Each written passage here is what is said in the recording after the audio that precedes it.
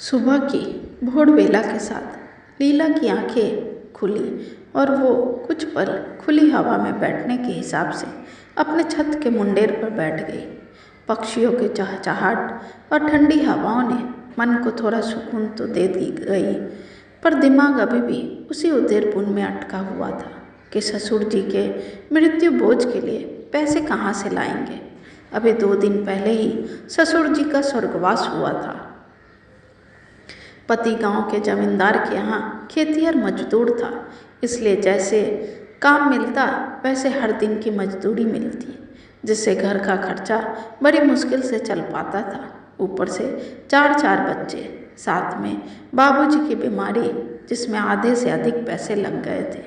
जमा पूंजी थी नहीं जिससे बाबूजी का क्रियाक्रम अच्छे से हो पाए। ले देकर एक छोटा सा घर था और लीला के एक आध जेवर। किसी से मदद भी मांगे तो सब ये कहकर पल्ला झाड़ लेते कि इस कोरोना ने तो हमारी अच्छी खासी ज़िंदगी ही तबाह कर रखी है, खाने के लाने पड़ गए हैं तो उधार कहाँ से दे। पूरे गांव में सबके आगे विश्वेश्वर ने अपना हाथ फैलाया, पर किसी ने कोई मदद नहीं की। यहाँ तक कि इसके सगे रिश्तेदारों ने भी उधार देने से मना कर दिया। उदास चेहरा लेकर शाम तक घर लौट आता। ऐसे करके दिन निकलते जा रहे थे और 5 दिन हो गया क्रियाक्रम का।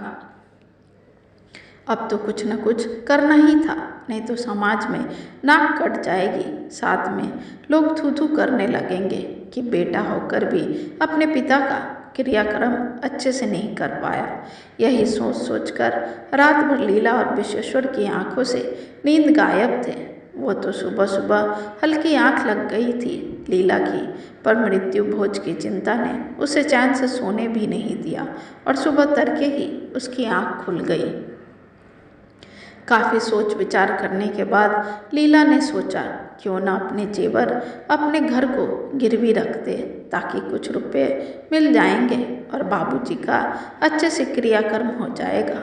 वो सोचते सोचते नीचे आ गई और अपने पति को उठाया और बोली, अजी सुनिए। क्या हुआ बिंदिया के माई?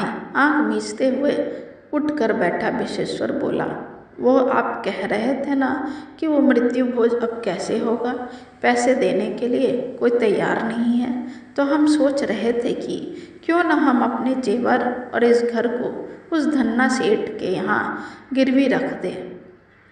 वहाँ से थोड़े बहुत रुपए मिल जाएंगे तो हम बाबूजी का क्रियाक्रम अच्छे से कर देंगे, ताकि उनकी आत्मा को शांति मिल जाए। बोराई गई हो का बिंदिया की माई, हम ही घर और त्योहार गहना गिरवी धर दे तो छुड़ाएंगे कैसे? अभी कौन सा हमारे पास काम है? शहर में तो ऐसे ही काम की मारामारी है और ऊपर से यहाँ खेतिहर मजदूर के काम कुछ नहीं मिलता। और एक बात और, हमारे 4 बच्चे हैं, इनकी ज़िंदगी कैसे कटेंगे? ऊपर से 2 बड़ी बड़ी बेटी, अरे उसका भी तो ब्याह करना होगा, फिर कहाँ से लाएंगे पैसे? कौन देगा? ना, हम इस बात के लिए राजी नहीं है बिंदिया के माई। तो कहाँ से लाएंगे पैसे बिंदिया के बापू? कौन देगा हमें पैसे? तब की तब देख लेंगे, पर अभी तो करना ही पड़ेगा, आखिर इज्जत की बात है।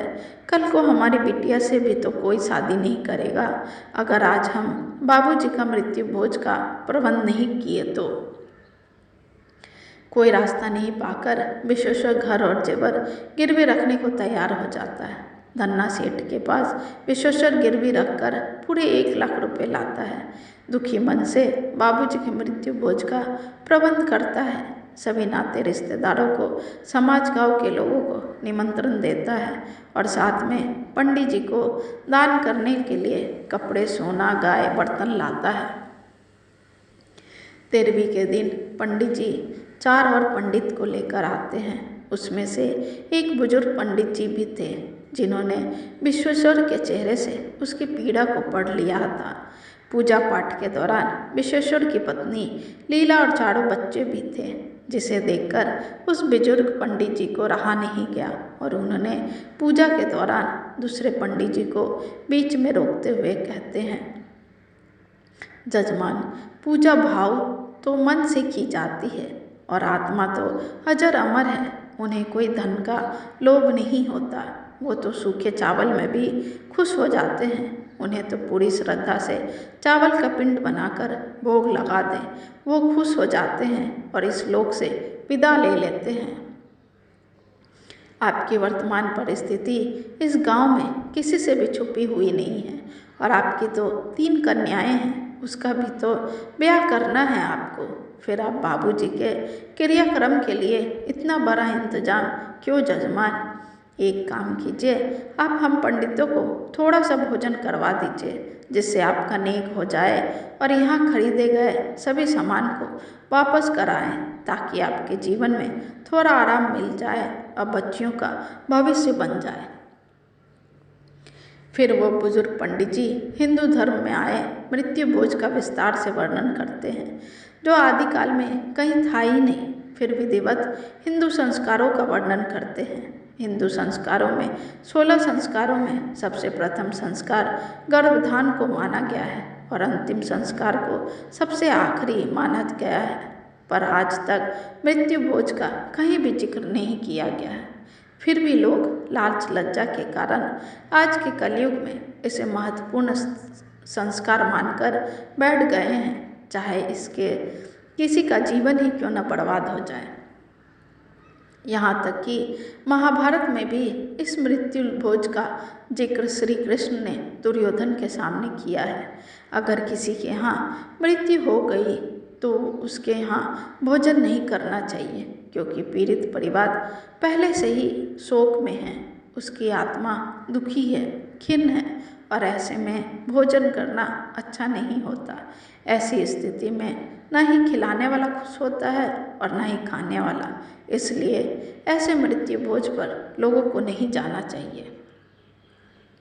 इस तरह पंडित जी के कहे अनुसार सभी पंडित जी मान लेते हैं और वो अपना मुंह जूठा करके चले जाते हैं। शाम के भोज में भी कम ही लोग आते हैं। इस तरह एक सच्चे पंडित जी ने झूठे आडंबर से विश्वेश्वर और उसकी पत्नी को बचा लेते हैं। मृत्यु भोज समाज की बनाई हुई दकियानुसी सोच है जिसमें इंसान फंसते जा रहे हैं। ये तो एक गलत सोच है जिसके विचारों में हम जकड़े जा रहे हैं। मृत्यु भोज ने न जाने कितने परिवारों को कर्ज के बोझ तले दबा दिया है, जिससे उबरना बहुत मुश्किल हो जाता है। अब समय आ गया है ऐसे गलत रूढ़िवादी विचारों संस्कारों से आज़ाद होने का, इसे हमेशा हमेशा के लिए अपने समाज से निकाल फेंकने का, ताकि पीड़ित परिवार मौत के साथ साथ इस मृत्यु भोज के चक्कर में जीते जी मर न जाए।